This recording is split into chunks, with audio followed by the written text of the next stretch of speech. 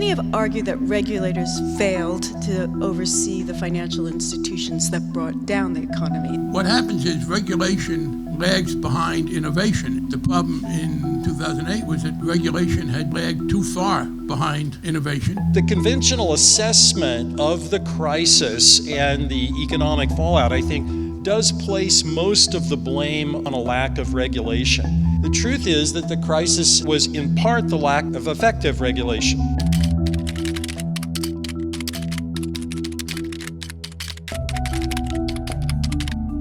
Regulation goes through boom and bust cycles just the way economies do. You weren't asked to take over Bear Stearns. You were pressured by the Bush administration.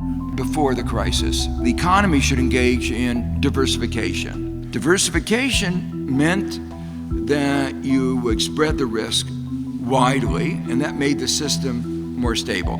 What happened after the crisis? What would they always talk about? They talked about contagion. Crisis led us to change our models, our thinking about how the economy works and how the financial sector works. Models that were used not only didn't predict the crisis, they almost said it couldn't happen.